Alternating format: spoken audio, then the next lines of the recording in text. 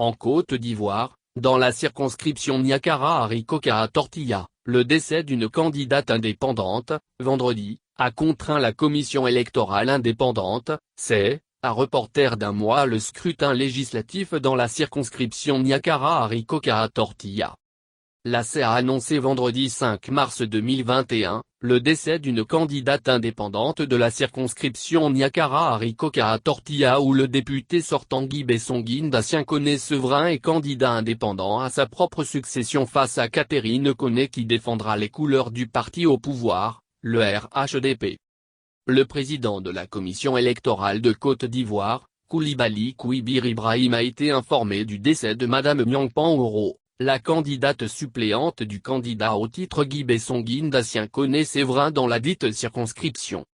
La commission électorale indépendante, CEI, porte à la connaissance des candidats et des électeurs de la circonscription N-97 Arikokara, Niakara-Madougou et Tortilla, commune et sous-préfecture, qu'elle a été informée ce vendredi 5 mars 2021, du décès de Madame Myangpan Oro, candidate suppléante du candidat titulaire Guy Bessonguine Dacian Koné Severin. Par conséquent, en application de l'article 84 du Code électoral et de l'article 18 de la loi N-2004-495 du 10 septembre 2004 portant suppléance des députés à l'Assemblée nationale, il est sursis de plein droit à l'élection du député de la circonscription N-97 Arikokara, Niakara-Madougou et Tortilla, commune et sous-préfecture, rapporte la CEI dans un communiqué de presse publié vendredi soir.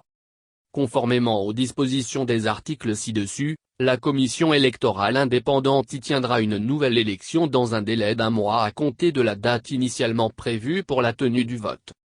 Le dimanche 28 février 2021, le candidat indépendant a remis du matériel informatique aux journalistes correspondants de presse exerçant sur place à Niakara. Les responsables de Soir Info, Ivoire Show et de l'agence ivoirienne de presse, EP, ont reçu chacun un ordinateur portable flambant neuf.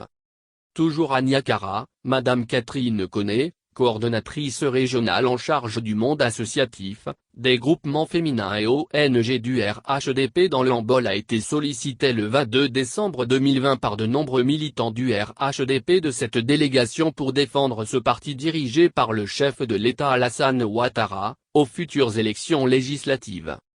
Au cours de cette journée d'hommage, de remerciements et de soutien des jeunes, femmes et artisans à son endroit, Catherine Koné a été célébrée par les militants de Niakara, Tortilla, Arikokara pour ses nombreuses actions en faveur de l'autonomisation des femmes et des jeunes. Ce samedi 6 mars 2021, le corps électoral ivoirien est convoqué aux urnes pour choisir les membres de la Chambre basse du Parlement. La campagne électorale a pris fin, jeudi 4 mars 2021, à minuit. Chacune et chacun des candidats, titulaires et suppléants, engagés dans la compétition électorale, a pu mettre à profit cette période pour convaincre les électeurs. De l'avis quasi unanime des différentes parties prenantes au processus, la campagne s'est déroulée sur l'ensemble du territoire national de manière paisible, malgré quelques incidents, au demeurant mineurs et marginaux, survenus dans certaines localités. Ce sont 235 bureaux de vote qui seront ouverts sur l'ensemble du territoire national, de 08h à 18h, soit 10 heures continues de vote. Les électeurs qui n'ont pas pu retirer leur carte d'électeur pourront encore le faire dans leur bureau de vote respectif. Ces élections législatives revêtent un caractère particulier pour pouvoir et opposition, tous les deux déterminés à obtenir la majorité à l'Assemblée nationale.